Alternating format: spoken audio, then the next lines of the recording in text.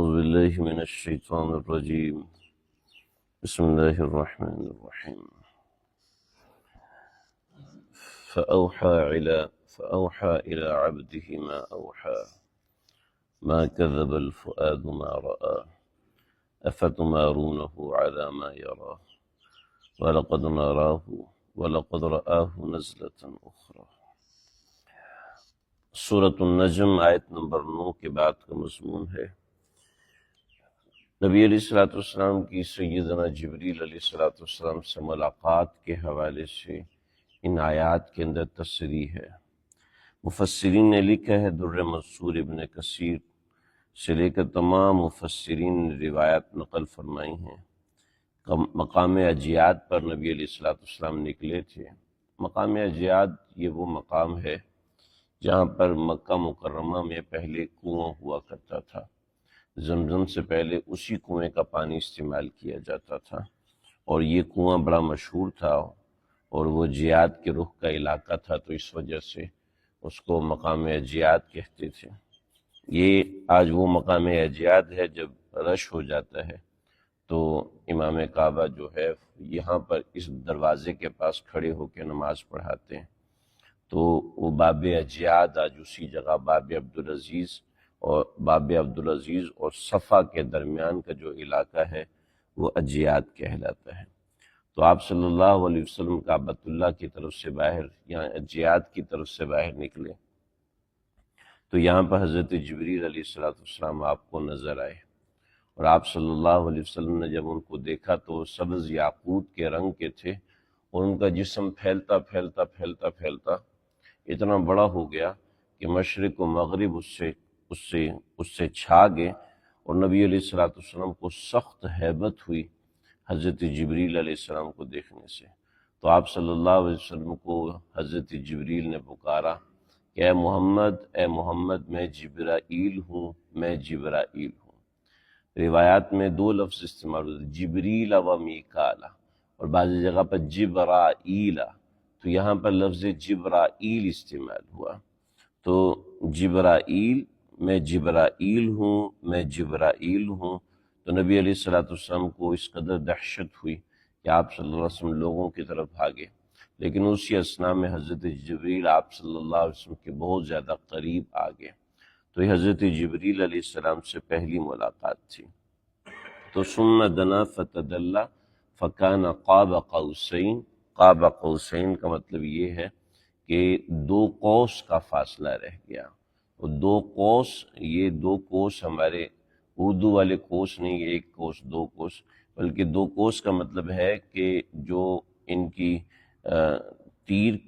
کی کمان ہوا کرتی تھی، تو کمان کو عربی میں قوس کہتے ہیں۔ تو قوس، 1 قوس اور 2 قوس، یعنی 2 قوس کا فاصلہ یہ رہ گیا۔ تو فکان قاب قوسین، بعض حضرات نے کہا نہیں، قاب قوسین کا مطلب وہ قوس نہیں ہے، لفظی مطلب نہیں ہے، بلکہ قاب قوسین کا مطلب یہ ہوتا تھا کہ جب دشمنوں کی آپس میں لڑائی ہونے کے بعد صلح ہوتی تھی، تو اس کا طریقہ صلح کا یہ ہوتا تھا کہ یہ کمان کی رسی کو توڑتے تھے اور کمانیں آپس میں یوں ملاتے تھے، تو اس کو کہتے تھے اب ہم شیر و شکر ہو گئے، اب ہم یک جان 2 قالب ہو گئے۔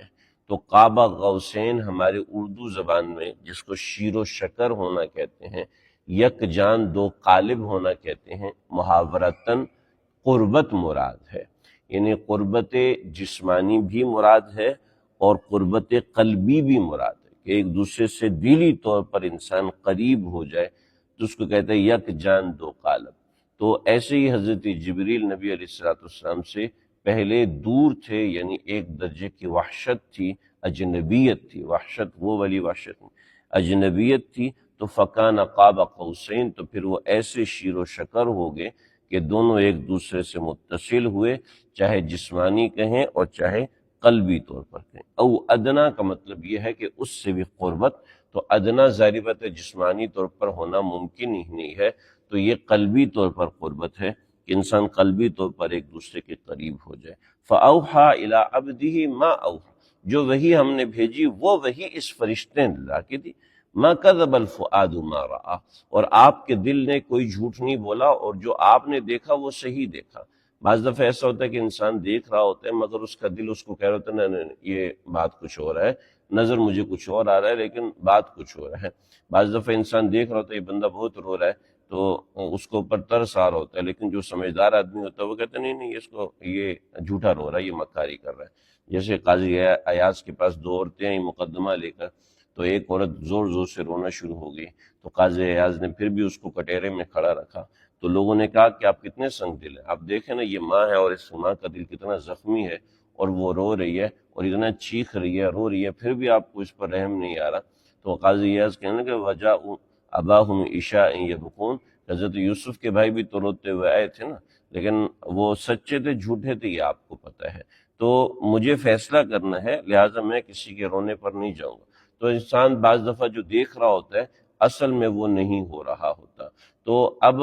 نبی علیہ الصلوۃ والسلام محمد صلی اللہ علیہ وسلم نے حضرت جبریل کو دیکھا ہے، تو ایسا نہیں ہے کہ انہوں نے کچھ دیکھا اور تھا اور ہوا کچھ اور۔ چنانچہ بعض حضرات نے لکھا کہ آپ صلی اللہ علیہ وسلم کو شبہ تھا کہ کہیں واقعتاً میں نے جبریل کو دیکھا ہے یا نہیں دیکھا، تو اللہ رب العزت نے اس کو واضح کیا کہ ما کذب الفؤاد ما رأى، آپ نے جو دیکھا ہے وہ آپ کے دل نے بالکل بھی جھوٹ نہیں بولا، آپ کے دل نے بالکل آپ کی صحیح ترجمانی کی ہے، آپ نے بالکل صحیح دیکھا ہے۔ اس لیے کہ حضرت حمزہ رضی اللہ عنہ نے ایک مرتبہ نبی علیہ الصلوۃ والسلام سے کہا تھا کہ میں نے حضرت جبریل کو دیکھنا ہے، حلبیہ میں روایت ہے، آپ نے منع کیا تو حضرت حمزہ نے بار بار اصرار کیا، تو اللہ کے حکم سے حضرت جبریل کعبے کے چھت پر اترے، تو حضرت حمزہ نے جب ان کو دیکھا تو ہیبت کی وجہ سے بے ہوش ہو گئے۔ تو اب یہ بھی ہے کہ وہ تو بے ہوش ہو گئے اور میں نے دیکھا، نہ صرف یہ کہ دیکھا بلکہ اصلی حالت میں، یعنی اصلی حالت میں، ورنہ حضرت جبریل علیہ الصلوۃ والسلام بعض مرتبہ کسی صحابی کی شکل میں آیا کرتے تھے، اور وہ صحابی کی شکل میں آپ صلی اللہ علیہ وسلم کے پاس آتے، سوال کرتے، اعرابی کی شکل میں آتے، جس کہ حدیث جبریل آپ سے سوال کرتے۔ افتمارونہ علی ما یری، اے اہل مکہ کیا تم ان سے اس بارے میں جھگڑ رہے ہو؟ افتمارونہ، کیا تم اس نے جو دیکھا ہے اس بارے میں تم جھگڑ رہے ہو؟ افتمارونہ، کیا تم اس سے جھگڑا کر رہے ہو؟ علی ما یری، اس بات پر کہ جو اس نے دیکھا ہے، یعنی تمہیں اس بات پہ جھگڑا کرنے، آپس میں جھگڑا یا محمد صلی اللہ علیہ وسلم سے جھگڑا کرنے کی ضرورت نہیں۔ ہم تصدیق کر رہے ہیں کہ اس نے واقعتاً حضرت جبریل کو دیکھا ہے، واقعتاً اس نے فرشتے کو دیکھا ہے۔ اللہ رب العزت انبیاء کو ایسی کیپیسٹی دیتے ہیں، طاقت دیتے ہیں کہ وہ فرشتوں کو دیکھ سکتے ہیں، اور واقعتاً فرشتے ان کو نظر آتے ہیں، اپنی اصل شکل میں نظر آتے ہیں۔ بعض سچے اور صادق مومنین کو بھی بعض دفعہ فرشتے نظر آ جاتے ہیں، اور ان کو فرشتوں کے اعمال اور افعال کی حرکت کا پتہ چل جاتا ہے، مگر بصیرت کے اعتبار سے پتہ چلتا ہے، ظاہری اعتبار سے پتہ نہیں چلتا۔ مگر پیغمبر کی آنکھ جو دیکھتی ہے، ظاہری بات ہے وہ کسی دوسرے کی آنکھ نہیں دیکھ سکتی۔ مشکات کی حدیث ہے، نبی علیہ الصلوۃ والسلام کے پاس حضرت انس بیٹھے تھے، کھانا کھا رہے تھے، تو آپ صلی اللہ علیہ وسلم کھانا جب شروع ہوا تو بڑی برکت تھی کھانے کے اندر، تو حضرت انس نے پوچھا یا رسول اللہ کھانے میں اتنی برکت ہے، اور جب کھانا ختم کیا تو اس کے اندر بالکل بھی برکت نہ رہی۔ تو آپ نے فرمایا کہ جب ہم نے کھانا شروع کیا تھا تو اس وقت ہم نے بسم اللہ پڑھا تھا، اللہ کا نام لیا تھا، تو اللہ کا نام لینے کی برکت سے ایسا ہوا کہ اس میں برکت ہوگی۔ مگر بعد میں ایک شخص آ کے بیٹھا کہ جس نے کھانا کھانا شروع کیا مگر اس نے بسم اللہ نہیں پڑھا، یعنی اللہ کا نام نہیں لیا، تو اس کی وجہ سے شیطان بھی کھانے میں شریک ہو گیا۔ جب شیطان کھانے میں شریک ہو گیا تو وہ ساری کی ساری برکت کھا گیا۔ تو ہم صرف کھانا دیکھ رہے ہوتے ہیں، پیغمبر برکت کو بھی دیکھ رہا ہوتا ہے۔ نبی علیہ الصلوۃ والسلام کے صحابی ہیں،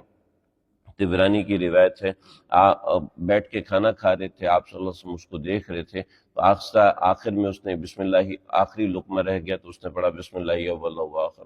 تو آپ صلی اللہ علیہ وسلم ہنسے اور مسکرائے۔ پوچھا یا رسول اللہ آپ کیوں مسکرائے ہیں؟ آپ نے فرمایا کہ یہ کھانا کھا رہا تھا اور شیطان بھی اس کے ساتھ کھانا کھا رہا تھا، لیکن جیسے اس نے پڑھا بسم اللہ اول و آخر تو شیطان نے ساری کی ساری قے کر دی، اس کو اس کھانے کا کوئی بھی فائدہ نہیں ہوا۔ تو پیغمبر کی آنکھ بہت سی ایسی چیزیں دیکھ رہی ہوتی ہے، اور بے شمار ایسی چیزیں دیکھ رہی ہوتی ہے جو عام امتی کی آنکھ نہیں دیکھ رہی ہوتی، لہٰذا پیغمبر کی شان ایسی ہوتی ہے افتمارونہ علی ما یری، تو اس نے جو دیکھا ہے اس کے اوپر تم جھگڑا مت کرو۔ وَلَقَدْ رَآهُ نَزْلَةً أُخْرَىٰ، صرف اس مرتبے نہیں بلکہ ایک اور مرتبے بھی دیکھا ہے، عند سدرۃ المنتہا، سدرۃ المنتہا کے پاس دیکھا ہے، جو کہ عندہا جنت المأویٰ، اس کے بعد جنت المأویٰ ہے۔ تو انشاءاللہ اس کے سدرۃ المنتہا کے حوالے سے کچھ چیزیں انشاءاللہ ذکر کروں، اللہ سمجھ